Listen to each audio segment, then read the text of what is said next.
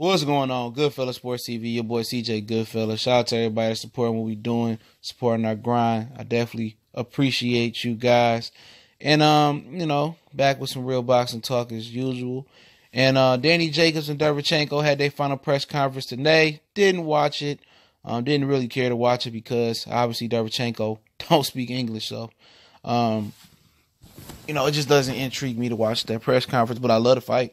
It's going down MSG, Madison Square Garden Theater Room. Not sure if it's sold out or not, but I've seen Danny Jacobs. He's in amazing shape. Obviously, I see the big height difference. Danny Jacobs is about 5'11" and a half.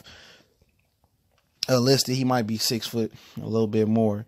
Derevianchenko listed at 5'9". He could be a little bit shorter than that.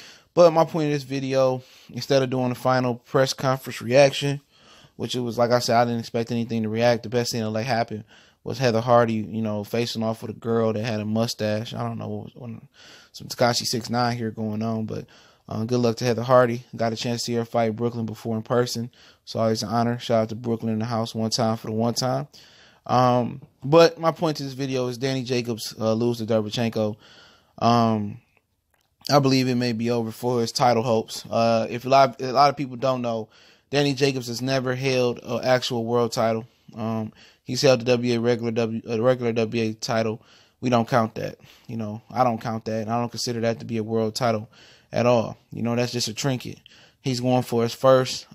He's going for another crack at a real world title. He went for the crack at WBC and Super WBA titles when he fought Triple G. Obviously, he went for, I think, the WBA title, Super WBA title versus Pirog, if I'm not mistaken. I'm not sure exactly what title that was on the line, but he lost. His grandmother had died that day. And cancer, to his spine followed not too long after that. If Danny Jacobs is able to capture the IBF world title, him and Anthony Dirrell both beat some form of cancer and became world title holders. I mean, you're a champion just based off that. That's Hall of Fame-ish. Able to beat cancer and come back in the sport and call yourself a real world title holder. That's real. Don't get no realer than that. But if Danny Jacobs can't beat Derevianchenko come Saturday, I don't believe he's ever going to get a world title at middleweight, period. If he can't beat Derevianchenko, a guy that's 12, 13-0 with good knockouts. And the guy that had, don't forget, this guy had over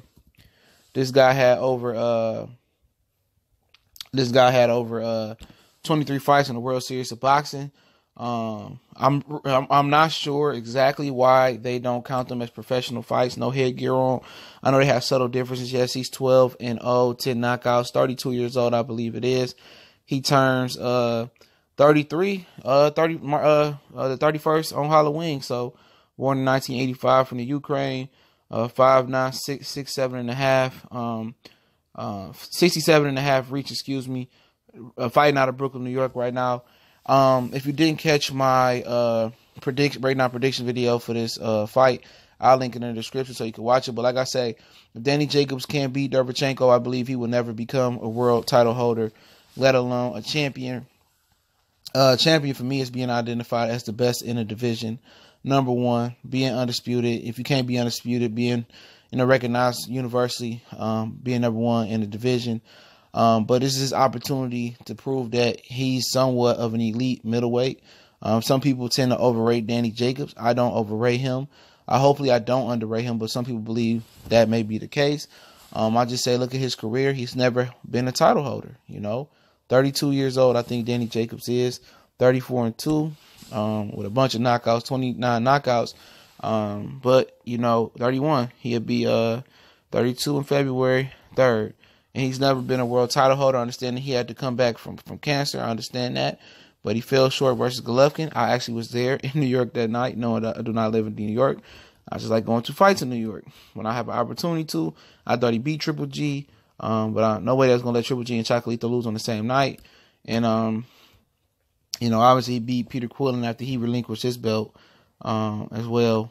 So they just fought for the regular WA title. So this is critical for Danny. This is going to either make or break Danny's career right here.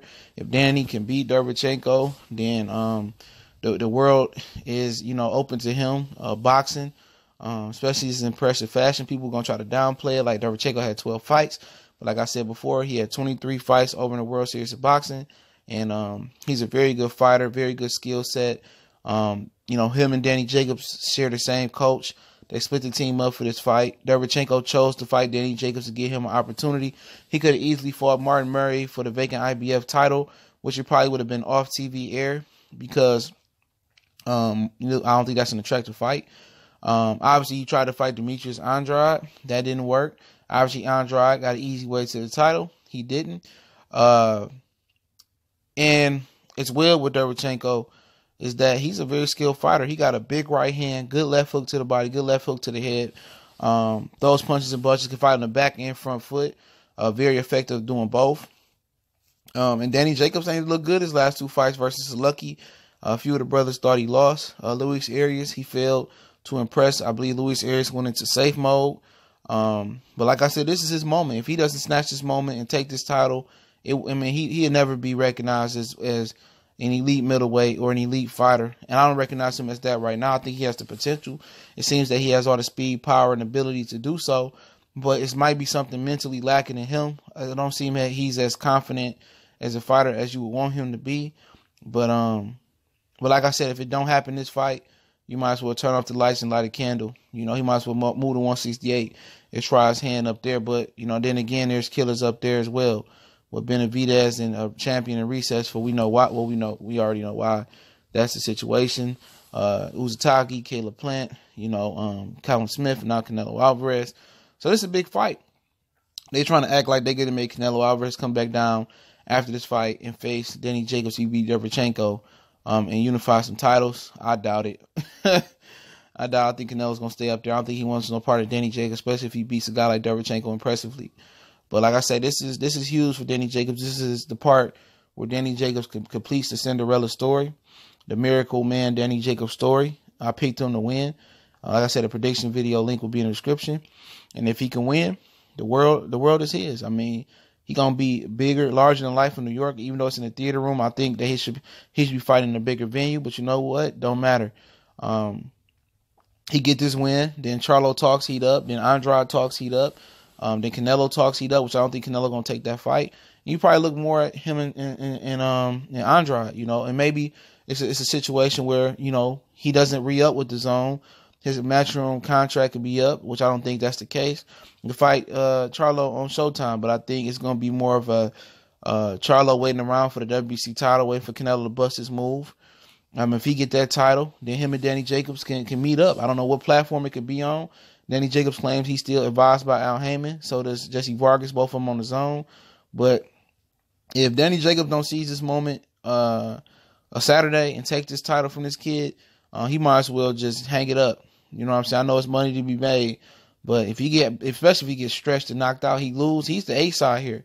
HBO has got to deal with him. This is his last deal. So this dude come over there and snatch the belt from him. Like I said, he's just going to be a gatekeeper, a stepping stone. And that's not because he got a loss at all. It's not because of one single loss I'm diminishing him. It just shows that every time he steps up for a world title, he loses. It's as simple as that.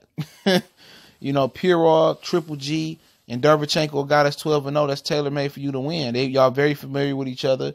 Y'all train together. There's sparring footage and them sparring together on YouTube. And if he can't get it done here, you might as well, move up and wait, try to get a title. Because then again, Charlo ain't gonna look at you. Andrade definitely don't want to fight you. He said, because y'all cool, he ain't gonna look at you. If it's a close fight and you get robbed, and people say you get robbed, then no, it's not over for it. But if you get smoked, you get dominated, you get dog walked, and he bash your face in and knock you out to stop you, or just ruin you.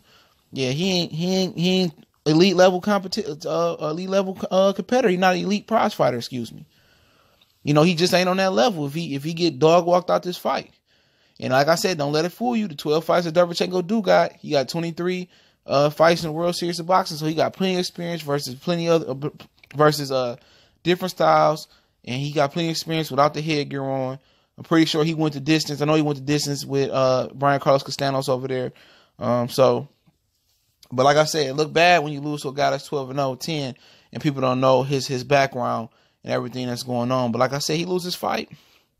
Like I said, turn off the candles. He's a stepping stone. He's just not elite level competition. He's going to be a gatekeeper somewhere. Not saying he can never be a real world title holder again, because things can happen. Charlo can easily move up and drop a title. With all these titles going around, you know, people can find a way to make him a titleist. But like I said, being an elite title holder, he gonna beat Derevianchenko that end Saturday night, in my opinion. Like I said, I put the prediction video in the description. Check it out. Also, Facebook. That's the only thing we're working up for. That's in the description. Hit me up if you got a video request on Facebook in the DM on our Facebook like page, not the group page. Also, you can hit me up on the email if you got a question or a video request. If you want to make a donation, that link's in the description as well. Shout out to everybody that donate. Mr. White, appreciate the donation for the PayPal link. My brother, y'all know what it is, man. One time for the one time. We can continue to work, continue to hold it down, and continue to talk real boxing and not be stuck on the same subject day in and day out. So if you like real boxing talk, we for you. We gone.